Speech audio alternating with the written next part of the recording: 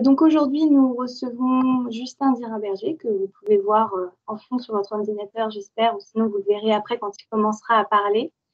Donc Justin est maître de conférence au CNAM. Sa spécialité est l'étude des matériaux architecturés et des matériaux hétérogènes. Et il se spécialise donc en homogénéisation et en composite. Voilà. Donc je vais te laisser présenter ou te présenter mieux si tu le souhaites. Merci, Avant Pauline. de commencer la présentation. Bonjour à tous. Merci pour l'invitation. Merci d'être là pour cette première pour moi, un séminaire en ligne. J'ai fait cours pendant 4 mois en ligne là, mais un séminaire, c'est quand même pas pareil. Donc merci. Et puis merci à ceux qui se sont connectés et qui ne sont pas forcément du labo. Ça fait plaisir de voir des têtes connues. Donc je vais partager mon écran, si ça fonctionne, voilà, je vais mettre ça en grand, et normalement, si tout va bien, vous devriez voir mon écran. Donc aujourd'hui, je vais vous parler de propagation d'instabilité matérielle dans des matériaux architecturés. Donc, comment dire, sur cette diapo, je l'ai signé tout seul, mais évidemment, ce travail est un travail collaboratif. Et bon, j'y reviendrai plus tard dans la présentation, mais je veux essentiellement vous présenter les travaux de thèse de Antoine-Emmanuel Viard, qui est actuellement en dernière année de thèse, qui est en train de finir. Voilà, et donc je vais vous présenter des résultats de la première moitié de sa thèse. Et voilà, je vous mettrai un petit peu, j'espère, l'eau à la bouche pour la suite.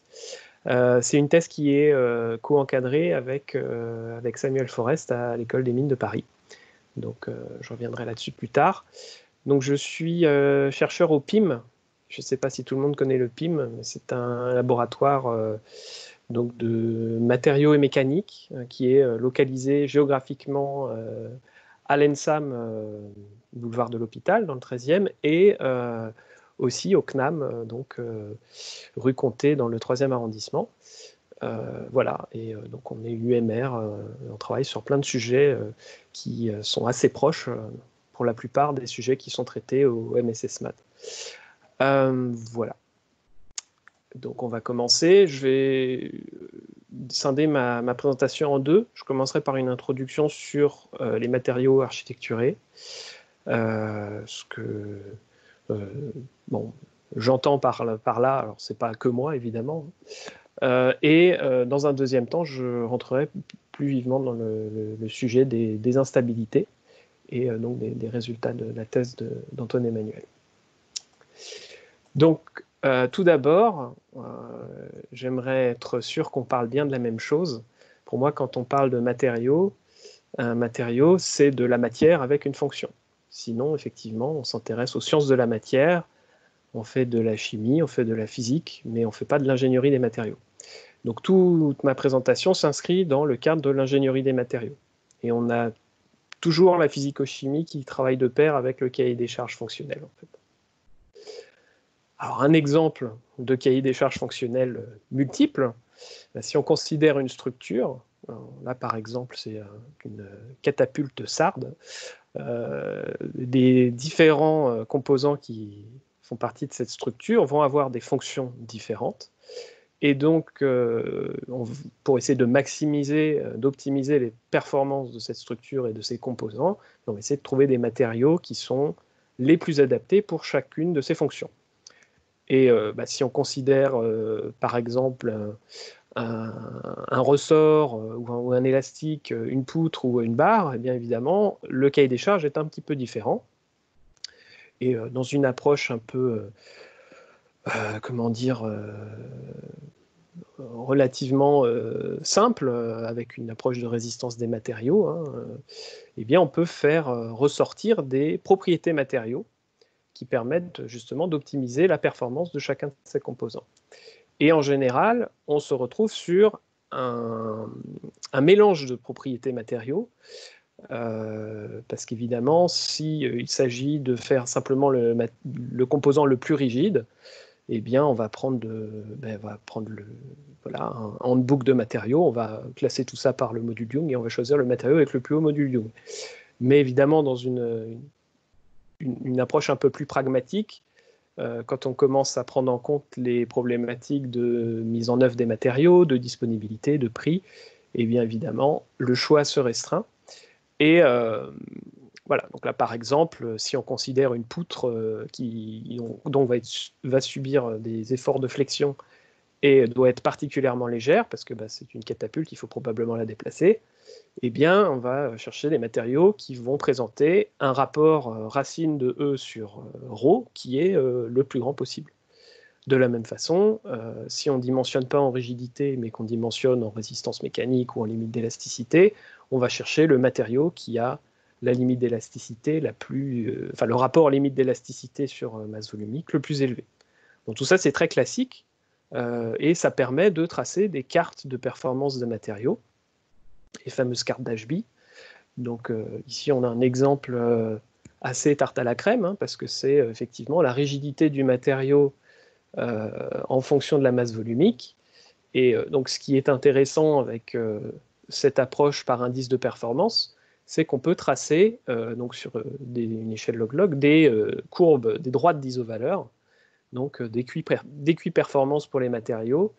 Donc, si on veut améliorer la performance du matériau, eh bien, on va se décaler, on va se déplacer perpendiculairement à ces lignes d'isoperformance. Ce qui veut dire, dans le cas d'un matériau rigide et léger, d'aller en haut à gauche sur le diagramme d'HB, ce qui est, on va dire, un moteur de recherche et de publication dans le domaine des matériaux architecturés ou architectés, comme disent nos amis américains, pour faire le matériau le plus rigide et le plus léger possible. Et chaque année, on voit qu'on a gagné encore un facteur 2 sur cette propriété. Alors souvent, ce sont quand même des matériaux qui sont très très loin des applications industrielles et qui relèvent principalement de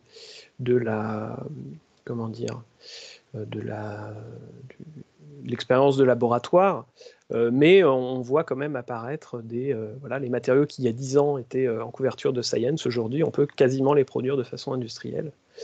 Le quasiment est important.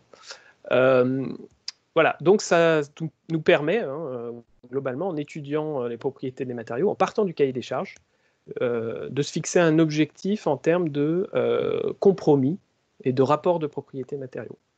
Et donc ça nous donne quelque part une direction dans laquelle travailler pour développer des nouveaux matériaux.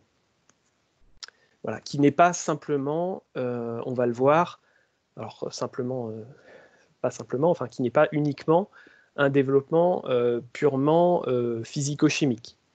On est plus dans une approche où on part une approche top-down qu'une approche bottom-up.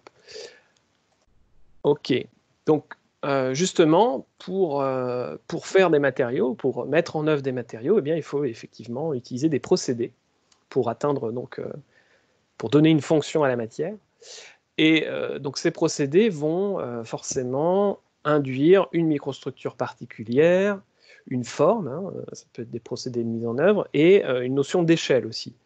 On n'utilise pas les mêmes procédés pour toutes les échelles. On peut imaginer aussi la problématique de la cadence, donc ça peut être une échelle spatiale, ça peut être une échelle de temps aussi. Et évidemment, l'échelle, la forme et la microstructure, toutes ces choses-là sont liées aussi. Donc on voit qu'on a plusieurs leviers possibles en ingénierie des matériaux pour atteindre une fonction et pour optimiser la matière. Alors par exemple, si on s'intéresse à la forme, à l'effet de la forme sur la fonction, ça c'est, on va dire, le précaré des mécaniciens ici, avec les exemples que je donne. Donc classique, si on veut faire des matériaux, donc pour la même quantité de matière, toutes choses étant égales par ailleurs, si on veut faire une poutre plus rigide, eh bien on va changer sa section. Donc on va répartir la matière différemment pour augmenter le moment quadratique. Donc c'est vraiment un effet de la forme, de la géométrie sur la performance du matériau. Évidemment, on peut faire la même chose pour des plaques. On peut avoir envie de rigidifier, c'est souvent ce qu'on cherche quand même dans les applications.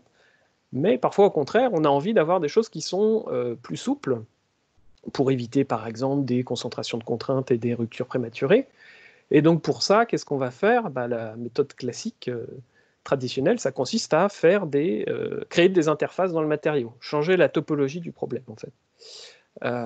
Et donc, voilà, hein, c'est l'exemple que je donne toujours à mes étudiants. Hein, si vous prenez une ramette de 500 feuilles de papier et une planche de bois de la même épaisseur, alors peut-être un peu moins épaisse, parce qu'il y a quand même une certaine porosité entre les feuilles de papier, mais si vous essayez de plier l'une ou l'autre, eh bien, la réponse n'est pas la même. Eh bien, c'est parce qu'effectivement, la géométrie joue un effet important.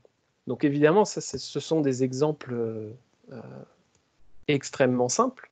Et l'idée, c'est d'essayer d'utiliser ce type de raisonnement, ce type de mécanisme ou de typologie d'organisation de la matière à l'intérieur d'un matériau à l'échelle de la microstructure. Et ce qui est intéressant, c'est qu'aujourd'hui, on a plein de procédés pour ça. Alors ça, c'est simplement pour montrer que c'est pas nouveau. Évidemment, les gens qui conçoivent des structures en génie civil font ça depuis bien longtemps et ont appris à optimiser au maximum ce genre les performances des structures pour utiliser le moins de matière possible en étant le plus efficace possible. J'en profite pour donner un exemple. Ça, on va dire, c'était le béton armé, voilà. Et aujourd'hui, c'est ce qui se développe dans le domaine du génie civil et de la construction. C'est le passage à la géométrie un peu plus complexe, un peu plus riche, de par l'utilisation de la fabrication additive. Donc, il se trouve que j'ai été personnellement impliqué dans un projet de ce type il y a quelques années. Qui a donné lieu à l'impression, la première impression 3D en fait d'un élément de structure, ici un morceau de mur structurel en France, et des développements sur les méthodes de slicing, de découpe des géométries, qui est extrêmement important pour l'impression 3D. Et accessoirement, ça a aussi pu donner naissance à une entreprise qui s'appelle Xtree. Je vous mettrai le lien dans le chat tout à l'heure. Voilà. Donc, si on s'intéresse aux matériaux architecturés, c'est-à-dire ça va être ces matériaux qu'on va essayer de développer en suivant une approche cahier des charges, performance matériaux, et on ne trouve aucun matériau monolithique qui permette de remplir ces performances, eh bien, on va aller à mi-chemin, en fait, entre, on va dire, le domaine vraiment de la science des matériaux, de la métallurgie, de la physique des polymères, et le domaine, on va dire, des structures, du génie civil, de la mécanique des structures en général, parce qu'en fait, on a toute une échelle, on va dire, entre la centaine de micromètres et la dizaine de centimètres, qui est une échelle à laquelle aujourd'hui on peut complètement architecturer la matière avec, par exemple, des procédés comme la fabrication additive, mais je vous en montrerai d'autres, parce que matériaux architecturés, ça ne veut pas juste dire fabrication additive. C'est aussi une échelle intermédiaire à laquelle, en fait, qui correspond souvent, dans des structures classiques, on va dire, à l'échelle du composant. Voilà, l'épaisseur d'une poutre ou des choses comme ça. Et donc, on va se retrouver avec une non-séparation des échelles dans la modélisation entre, on va dire, l'échelle caractéristique de la cellule unitaire et puis l'échelle caractéristique du composant. Et donc, on va avoir besoin de créer, en fait, d'utiliser des modélisations enrichies, type milieu continu généralisé, par exemple. Voilà. Donc, l'idée de changer, d'utiliser la géométrie pour changer la performance ici d'une structure comme un pont, donc effectivement, ce n'est pas une nouvelle idée. Par contre, c'est une idée relativement récente pour les matériaux. Et donc la question, c'est comment est-ce qu'on va faire pour utiliser la morphologie. Alors, derrière le terme de morphologie, on peut cacher plein de choses. Donc, il y a les questions de la topologie, de la forme, de l'échelle, et tout ça à l'intérieur des matériaux, donc à une échelle relativement fine. Eh bien, une méthode très classique aujourd'hui, c'est de faire de l'optimisation topologique. ce qui est voilà, une approche de mécanicien qui marche relativement bien. Là, j'ai mis un exemple d'algorithme, il y en a plein d'autres. À droite, j'ai quand même mis donc les résultats des prototypes qui sortent de la thèse de Laurent Lazic, donc à Grenoble en 2011. C'est aussi intéressant de voir que ce n'est pas juste de l'optimisation et de la modélisation, il y a aussi parfois des matériaux qui sortent et des prototypes et des caractérisations expérimentales qui permettent de valider les approches numériques. Et donc ça, c'était intéressant parce que c'était l'idée de faire des panneaux sandwich, enfin ici des cœurs de sandwich optimisés pour un cahier des charges multiple, à savoir de la rigidité en flexion et de l'isolation thermique.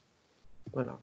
Donc c'est toujours intéressant de voir que, en l'occurrence, une de ces géométries a été brevetée et utilisée aujourd'hui dans des applications industrielles. Donc ça, c'est, on va dire, une partie de la solution, à savoir remplacer un problème de conception par un problème mathématique. Voilà, donc c'est que seulement une partie. Hein. Moi, je ne pense pas que la conception, ça se limite à l'optimisation topologique, mais c'est sûr que c'est un outil très intéressant. Voilà, donc pour résumer, hein, les matériaux architecturés, c'est une nouvelle classe de matériaux qui permet en fait d'aller un peu plus loin dans, on va dire, les cartes d'HB hein, en termes de performance matériaux. Donc ça amène de nouvelles possibilités et potentiellement de nouvelles fonctions. Et d'ailleurs, les premiers travaux vraiment sur les matériaux architecturés à cette échelle, hein, c'est souvent pour obtenir des cahiers des charges qui sont contradictoires dans les matériaux classiques. Donc, par exemple, je ne sais pas, des matériaux qui sont légers et conducteurs électriques ou ce genre de choses. Voilà, donc l'idée derrière tout ça, c'est d'avoir effectivement un processus de conception qui permette de remplir un cahier des charges à travers une fonctionnalité, un comportement, une performance qui est induite par un arrangement morphologique, comment dire, imaginé à dessein. Hein. C'est pas le fruit du hasard. Donc il y a l'idée d'avoir quand même une méthodologie de conception derrière. Effectivement, de partir du cahier des charges et puis ensuite dérouler une méthodologie d'ingénierie des matériaux. C'est un domaine qui est souvent l'interface entre plusieurs disciplines parce que, eh bien, forcément, si on veut faire des matériaux métalliques, on va faire de la métallurgie, on va travailler dans les procédés, on va parler de cahier des charges mécaniques, et puis on va s'inspirer peut-être des travaux de la biologie, des structures biologiques en général, on va peut-être avoir besoin d'outils mathématiques, on va peut-être regarder ce qui se fait du côté de l'architecture ou du design, parce que souvent, comment dire, il y a pas mal de choses qui se font dans ce domaine-là et qui n'ont pas encore diffusé dans le domaine de l'ingénierie, etc., etc. Donc c'est un domaine particulièrement intéressant de ce point de vue-là. Donc juste quelques exemples. Alors je suis désolé par avance, hein, je vais faire pas mal de promos de mes travaux. Ça c'est juste un exemple de milieu fibreux aléatoire. Donc c'est pas tout récent, c'est date de ma thèse, mais l'idée c'est aussi de montrer que les matériaux architecturés, c'est pas que des matériaux périodiques, des micro-treillis périodiques imprimés en 3D. Ça peut être par exemple des milieux fibreux qui d'ailleurs n'existent pas forcément. Hein, voilà, en l'occurrence ici, c'est un objet mathématique avant tout. Et c'est simplement pour rappeler que les outils de la morphologie mathématique peuvent être très utiles quand on va vouloir faire justement de la conception de microstructures.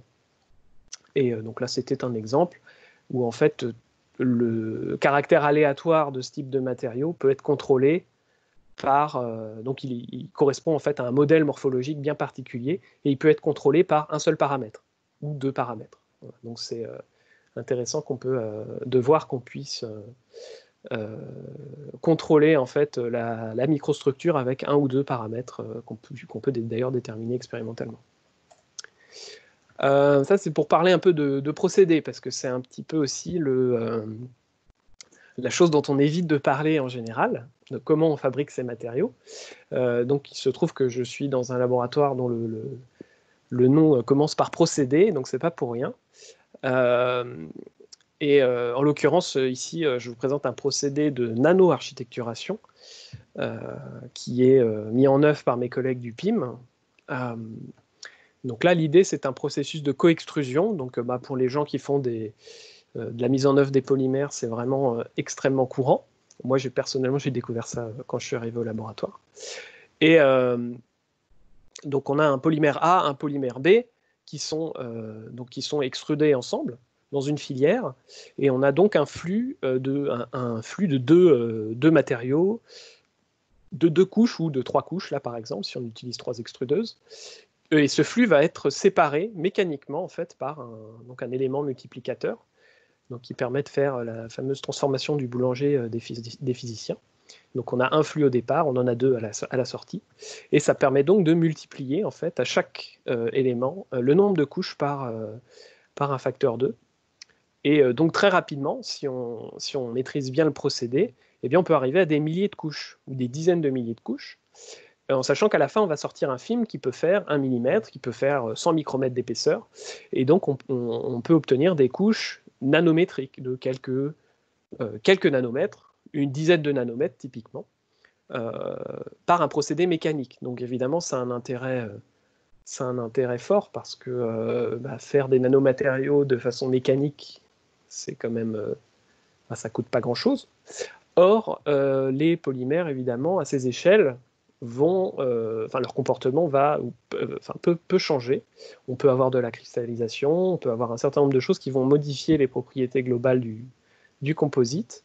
Et donc, ça, c'est une thématique assez forte du PIM sur les 10 dernières années et qui est toujours en plein développement. Et donc, voilà, c'est un procédé pour architecturer. Alors, là, l'architecture est, on va dire, pour l'instant, la morphologie en question, elle est très simple, mais en fait, on peut faire plein de morphologies différentes en contrôlant notamment les instabilités, pour le coup, viscoélastiques pendant la coextrusion, mais là, c'est pas mon domaine.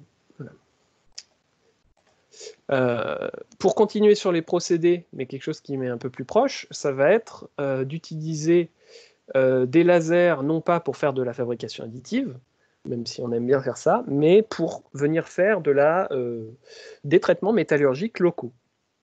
Donc là, par exemple, on a développé une plateforme au PIM, une plateforme robotisée qui nous permet de venir appliquer un traitement laser localement sur une plaque, ici une tôle d'acier, et on va venir donc instrumenter tout ça et appliquer un motif d'architecturation qu'on aura prédéfini. Donc en fait, il n'y a rien de nouveau là-dedans, hein. L'industrie automobile allemande notamment utilise ça depuis bien longtemps, hein. Ça s'appelle le Laser Assisted Forming, hein. Donc on vient chauffer un petit peu la pièce pour l'adoucir et venir l'emboutir.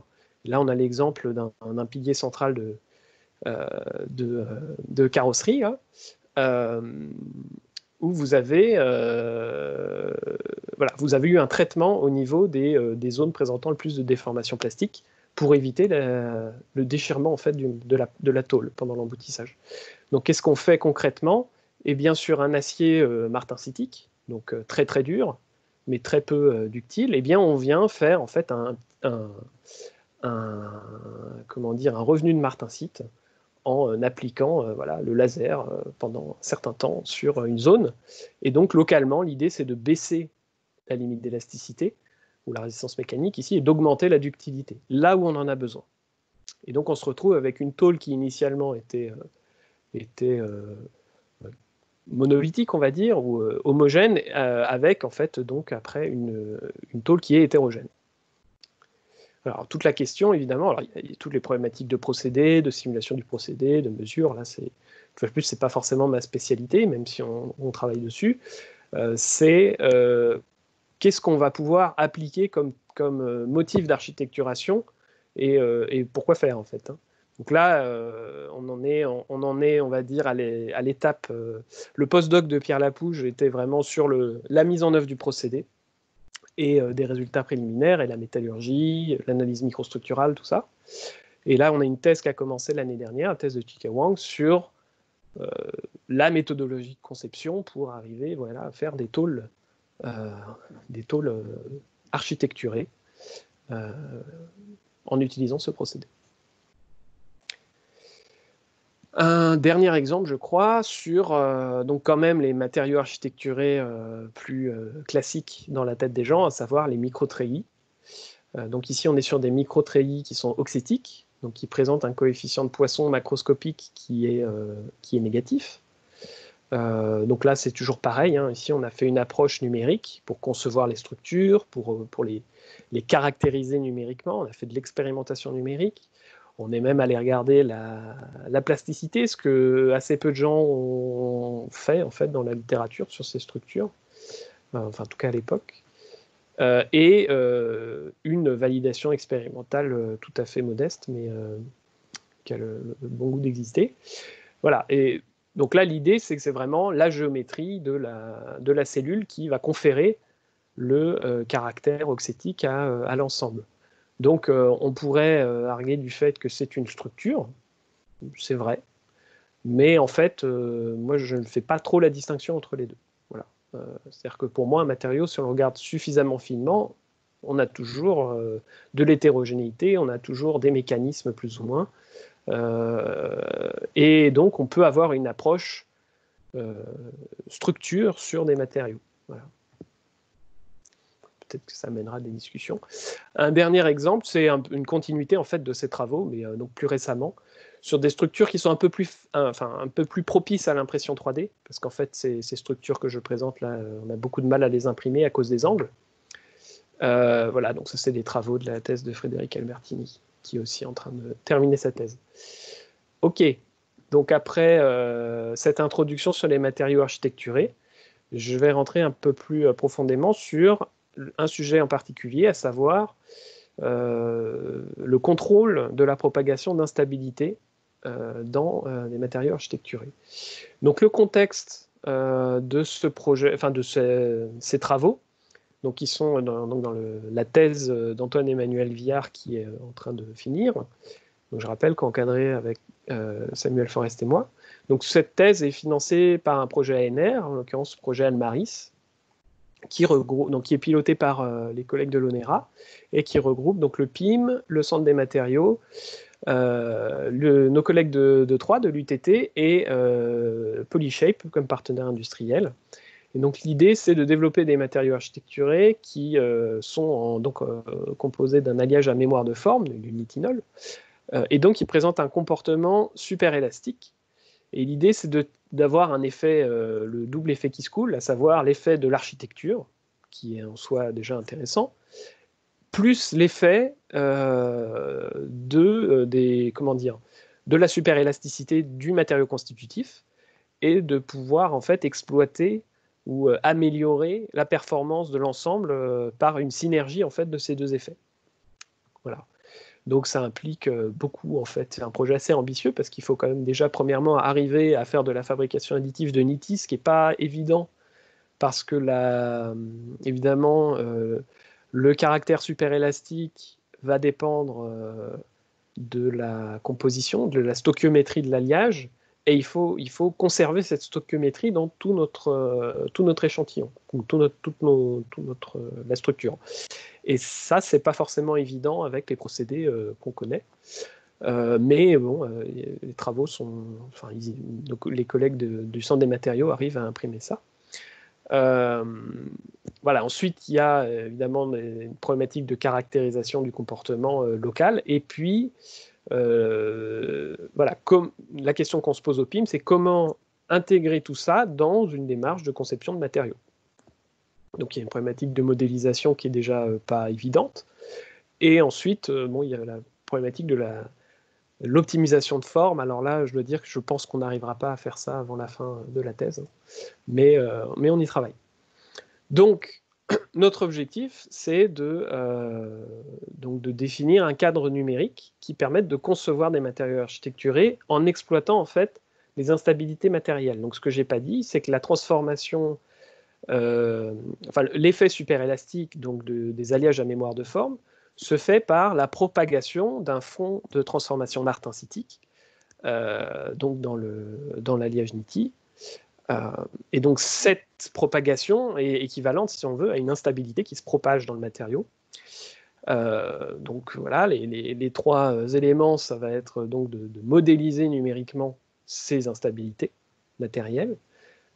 Ensuite, on va essayer de déterminer l'effet de la géométrie sur l'apparition de ces instabilités, et enfin de contrôler ces instabilités par l'architecture.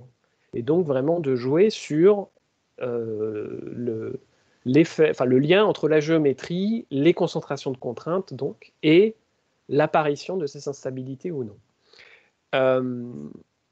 Voilà, alors on fait une hypothèse, on a fait une hypothèse, on va dire, pendant la première moitié de la thèse, et c'est ce que je vais vous présenter aujourd'hui, à savoir que la modélisation des instabilités, en l'occurrence, on va considérer une propagation qui est analogue entre le front de transformation martensitique d'un AMF et un front de plasticité de type instabilité de Piaubert-Luders dans un acier bas carbone. Voilà. Donc c'est évidemment une hypothèse très forte, mais l'idée était que au début du projet, nous n'avions pas de NITI architecturé, et donc de commencer à travailler sur un matériau qu'on maîtrise mieux. Et du point de vue numérique, bien, si on arrive à bien modéliser la propagation d'instabilité de Piaubert-Luders, on peut sûrement, ça sera sûrement utile pour modéliser la propagation de fronts de transformation martensitique. Voilà. Donc, quel type d'architecture on va utiliser? Eh bien, quand on ne sait pas, on commence par les choses les plus simples, à savoir des structures treillis, enfin les micro-treillis, les structures lattices, qui se situent effectivement à une échelle intermédiaire, hein, comme ce que j'ai expliqué tout à l'heure sur les matériaux architecturés, qui sont constitués de cellules unitaires périodiques, donc qui vont se répéter dans l'espace. Alors en l'occurrence, on commence par travailler en 2D, donc on travaille dans le plan, et on regarde ici trois archétypes de structures de micro-treillis, à savoir le treillis triangulaire classique, un treillis carré et un treillis hexagonal. Voilà, un nid d'abeille en fait. Alors on pourrait parler de nid d'abeille carré, nid d'abeille hexagonal et nid d'abeille triangulaire, si vous voulez.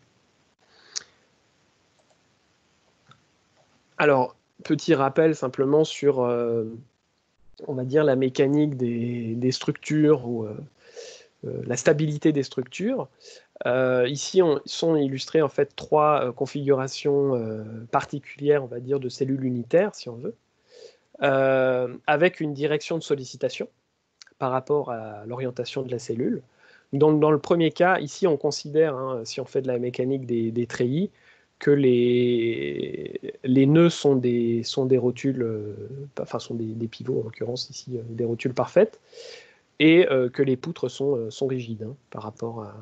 sont sollicités uniquement en traction ou en compression. Et donc, dans le premier cas, on se retrouve avec une structure qui va être hypostatique, en fait, elle va être instable, et elle va se déformer. Donc on est en fait sur ce qu'on appelle un mécanisme, et pas une structure en réalité. Le deuxième cas, c'est la même chose, sauf qu'on a rajouté une poutre, et bien dans ce cas-là, on est effectivement rigide, donc le système est équilibré.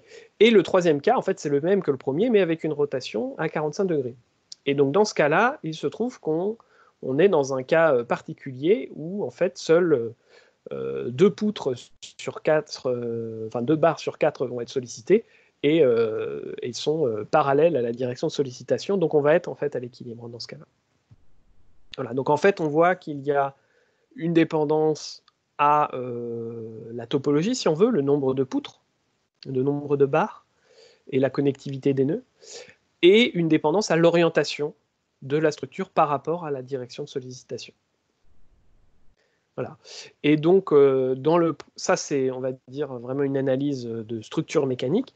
Le parallèle qu'on fait avec, qu'ont fait Ashby et Gibson il y a bien longtemps, c'est que effectivement le comportement des matériaux cellulaires peut se rapprocher de ça. Et dans le cas des mécanismes, on va parler de structures qui sont sollicitées principalement en flexion. alors qu'au contraire, les structures les plus rigides, on va dire, les structures équilibrées vont être sollicitées en élongation, en traction, si on veut, traction-compression. Donc la structure carrée, dont le comportement va varier avec l'orientation, elle peut passer d'un type de comportement à l'autre. Voilà. Alors les gens qui travaillent sur les treillis, les lattices connaissent ça par cœur. C'est un problème de connectivité. C'est très très classique en mécanique. Donc on s'intéresse en fait à des archétypes, vraiment. Donc ça c'était pour on va dire la géométrie dans un premier temps. Dans un deuxième temps, on s'intéresse aux matériaux constitutifs, donc à la loi de comportement, on va dire ici donc de propagation de front de plasticité, hein, donc une instabilité de type Piober-Luders, hein, c'est le pic que vous avez là quand vous tirez sur un morceau d'acier, hein. C'est le pic, puis la chute de contrainte, puis le plateau. Et donc le fait qu'il y ait ce pic en contrainte suivi d'une chute juste après, en fait, ça va localiser en fait la déformation plastique. Et en fait, le plateau ici sert à la propagation de cette instabilité dans l'ensemble de la structure. Et une fois que l'instabilité est propagée dans l'ensemble de la structure, et bien là, on va avoir un écrouissage classique, ici qui va être non linéaire, mais enfin bon. Voilà, et donc pour modéliser ça numériquement, eh bien en fait c'est relativement simple. Donc la loi d'écrouissage utilisée, ici, donc un écrouissage non linéaire isotrope, avec 3 potentiels. Donc une limite d'élasticité R0, un premier potentiel Q1, voilà, qui va être alors je vais peut-être le faire dans l'autre sens, hein, donc Q2 qui fait 400 MPa, donc on va dire que c'est il représente le premier pic, si vous voulez. Non, n'importe quoi, le premier pic, c'est R0. Bon, excusez-moi, on a 3 composantes, 2 positives et une négative. En fait, on pourrait utiliser simplement une positive et une négative pour représenter en fait, la chute de contrainte et l'augmentation qui suit. On en met un troisième, en fait, simplement pour adoucir un petit peu la loi de comportement et donc les calculs derrière. Voilà. Bon, c'est à peu près tout ce que je voulais dire. Et là, donc, c'est la simulation, simplement, le calcul de d'une sollicitation uniaxiale verticale, ici, d'une éprouvette, avec cette loi d'écrouissage à l'intérieur. Et donc, ça marche relativement bien. Et vous avez ici 2 réponses. La réponse en rouge de l'éprouvette, et la réponse en bleu qui correspond simplement à l'intégration qui correspond à la loi de comportement pour un point d'intégration. Voilà. Donc on a deux axes, hein. On a l'architecture d'un côté qui va quelque part piloter le comportement macroscopique, et on a le matériau de l'autre avec cette instabilité plastique et ce phénomène donc de localisation puis propagation. Et donc la question à laquelle on essaye de répondre, c'est comment est-ce que les instabilités vont se propager dans les milieux périodiques. Et la deuxième question, ce sera comment est-ce qu'on peut les contrôler, bien sûr. Voilà.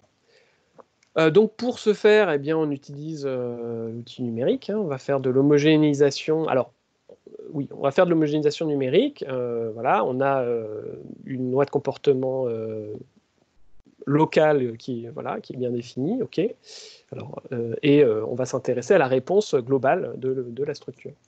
Voilà. Là, je représente le schéma d'homogénéisation classique en élasticité, avec des conditions périodiques, parce qu'on est sur des structures périodiques, donc on ne va pas s'empêcher d'utiliser ça, qui reviennent donc à définir le champ de déplacement comme étant la contraction du champ de déformation macroscopique avec le vecteur du point matériel X, les coordonnées, plus V. Donc le vecteur V, ça va être un déplacement, une fluctuation du déplacement qui est périodique, c'est-à-dire dont les valeurs sont identiques sur 2 points correspondant aux limites du domaine. Donc là, par exemple, le point à gauche et le point à droite ont le même V. Voilà, et l'intégrale de V sur la cellule est nulle. Voilà. Et donc, l'autre condition importante, c'est pour avoir l'équilibre statique, simplement le vecteur contrainte qui est antipériodique, hein, c'est-à-dire dont les valeurs sont opposées sur 2 points homologues, simplement pour assurer l'équilibre lors du calcul. Donc en fait, ce qu'on va faire, c'est qu'on va utiliser une fonctionnalité, enfin une technique assez courante pour les gens qui font de l'homogénéisation périodique, à savoir que donc on fait des éléments finis et on va définir au niveau des éléments des degrés de liberté en déformation macroscopique, justement, en déformation de l'élément, si vous voulez. Et donc c'est ce E. Et donc on doit écrire une équation supplémentaire hein, pour relier la déformation de l'élément et les déplacements des différents nœuds. Et donc, on va utiliser cet élément périodique, pas pour faire en fait de l'homogénéisation linéaire classique, mais pour simuler des expérimentations numériques, c'est-à-dire qu'on va faire des essais de traction numérique en utilisant des éléments périodiques et en appliquant des champs de contraintes macroscopiques. Donc, par exemple, si on veut faire un essai de traction uniaxiale dans la direction 1, eh bien, on va imposer sigma macroscopique, la première composante du tenseur sigma macro, eh bien, on va l'imposer et on va laisser les autres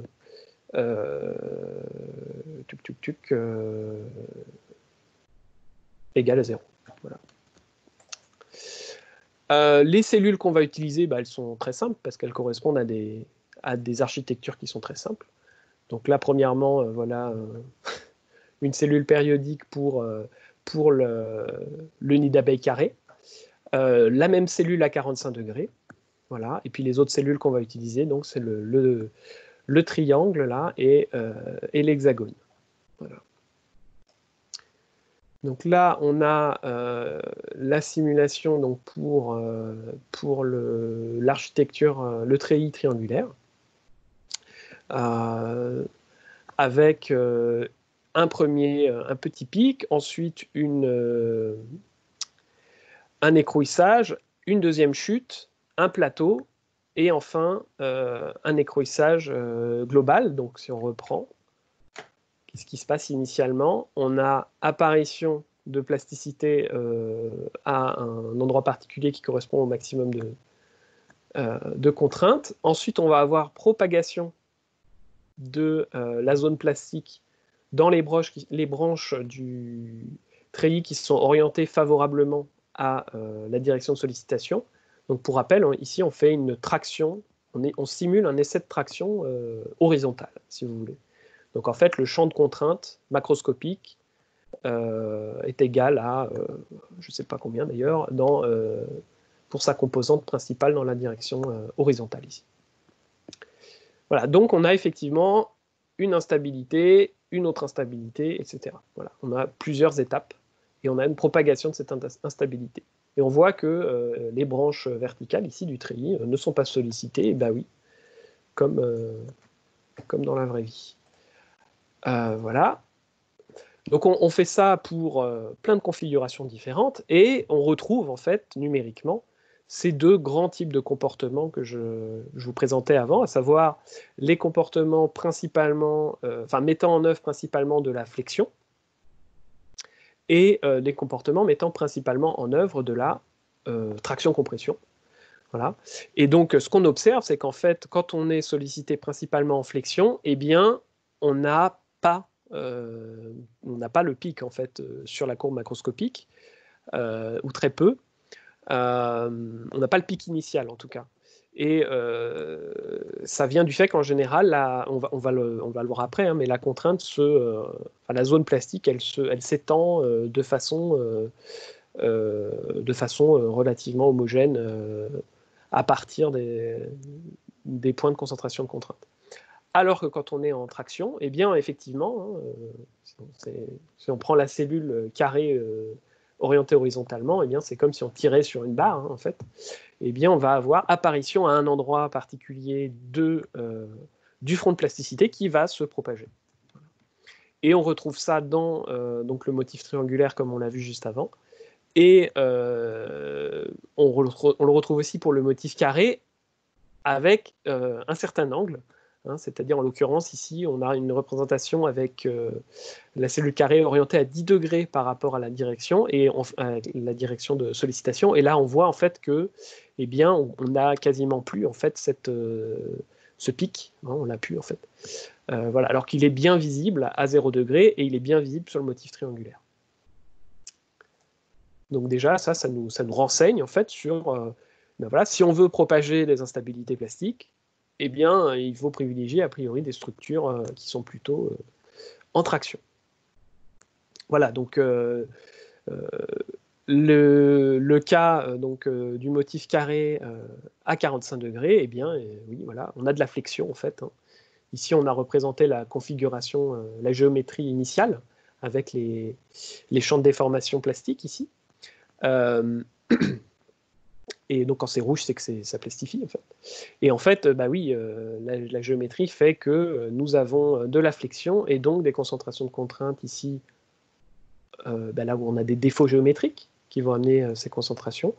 Et du fait de la sollicitation appliquée et de la configuration géométrique, là, eh bien, cette zone de plasticité, elle s'étend, mais elle reste, en fait, voilà, elle ne se propage pas à travers la structure, elle reste dans son...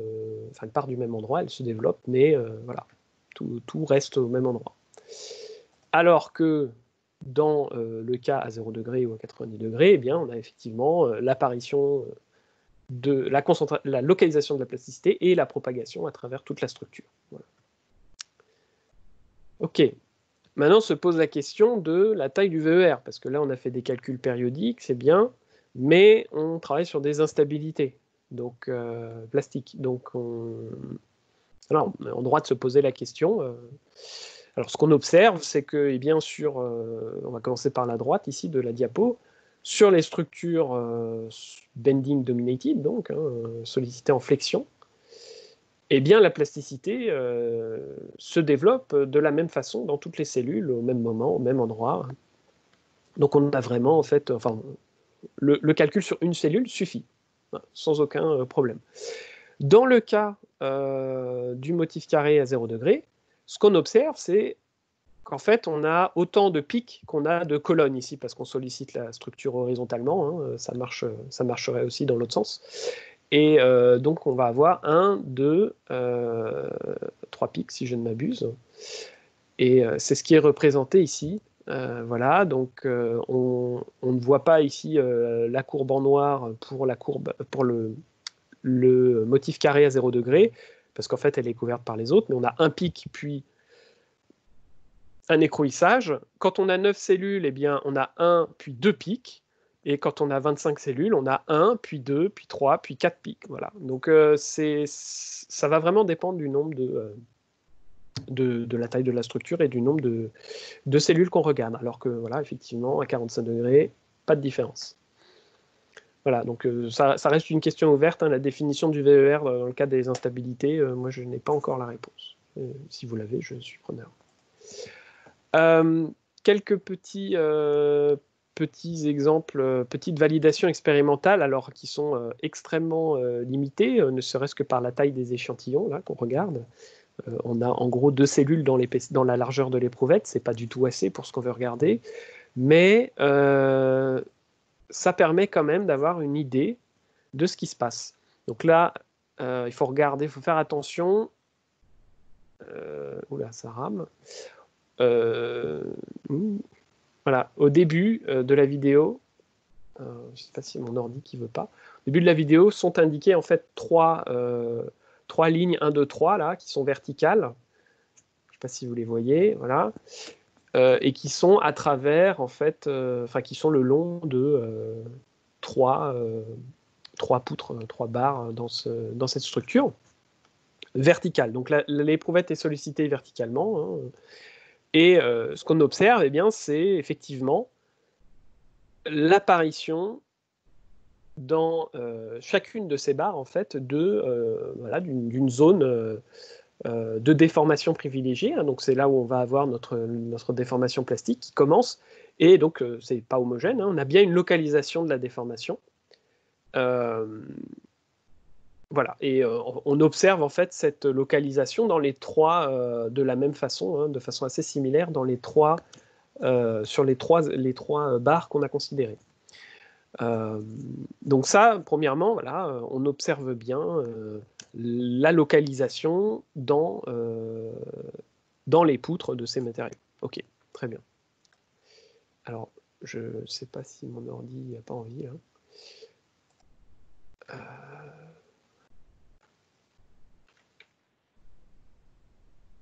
Voilà. Là, on a fait le même essai à 45 degrés. Les poutres donc sont aussi à 45 degrés. Et là, ce qu'on peut observer, c'est au contraire que la déformation est maximale aux extrémités en fait, de ces trois segments qui étaient tracés initialement. Alors, je ne sais pas si vous voyez quelque chose, parce que moi, ça rame horriblement. Voilà. Et donc là, Ça rame aussi, et les segments, on les voit que très rapidement. Voilà. Donc, je ne sais pas si vous voyez ma souris, mais les segments sont en fait 1, 2, 3. Hein, donc, voilà, ils correspondent à des barres à 45 degrés ici, tout simplement. Et voilà, ça frise complètement. Et enfin, ce qu'on peut observer, en fait, c'est que la déformation est maximale aux extrémités de ces barres, c'est-à-dire au niveau des angles, en fait, de la cellule, donc comme ce qu'on observait, en fait, numériquement. Alors après, les ordres de grandeur sont les bons, les valeurs ne sont pas exactement les bonnes, hein, je vous rassure, par rapport à notre simulation.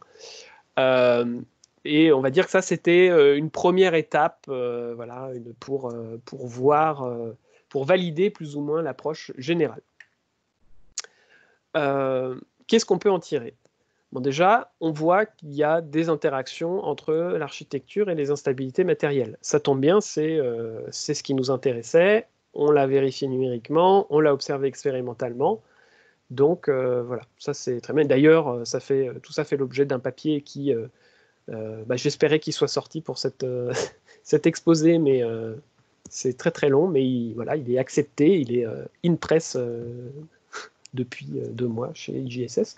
Donc voilà, ça c'est fait.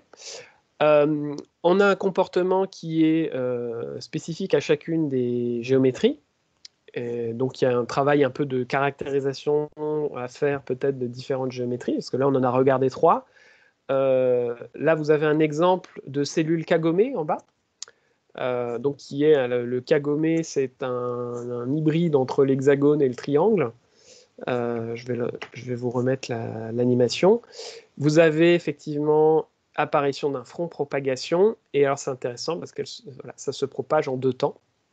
Vous avez un premier pic et puis un plateau, et ensuite un écrouissage.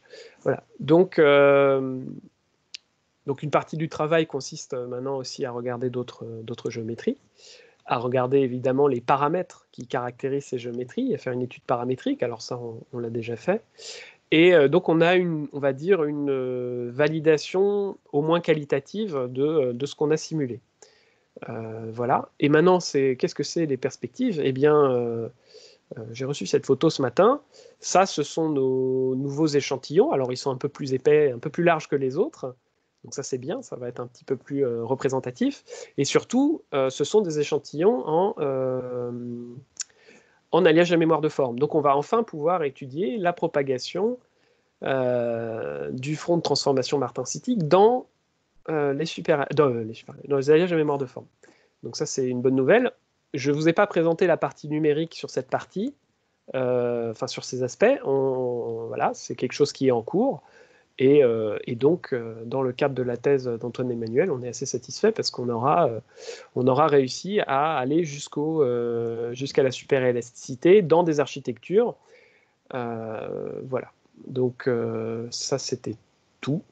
Peut-être pour conclure, donc je dirais que le lien entre le développement des matériaux architecturés et le développement des procédés avancés, c'est un lien direct et qu'il est particulièrement important s'il y a un message, c'est peut-être que les matériaux architecturés, ce n'est pas que la fabrication additive, même si c'est passionnant. Voilà, et le fait de pouvoir architecturer localement les matériaux, ça permet en fait enfin, ça ouvre des possibilités très larges. Alors le problème, c'est qu'aujourd'hui, on n'a pas de méthodologie très claire sur qu'est-ce qu'on peut faire de toutes ces possibilités et comment identifier quels vont être les types de géométrie utiles ou non. Alors c'est ce qu'on a essayé de faire ici sur un cas relativement simple avec Antoine Emmanuel, mais c'est une question beaucoup plus large sur les matériaux en général. Et donc de ce point de vue-là, les matériaux biologiques sont très intéressants parce que les gens qui regardent les systèmes biologiques du point de vue des matériaux et de la mécanique font un travail justement d'identification, de rationalisation de mécanismes, de types de structures, de choses qu'on trouve dans les matériaux naturels et qui les rendent particulièrement intéressants et efficaces.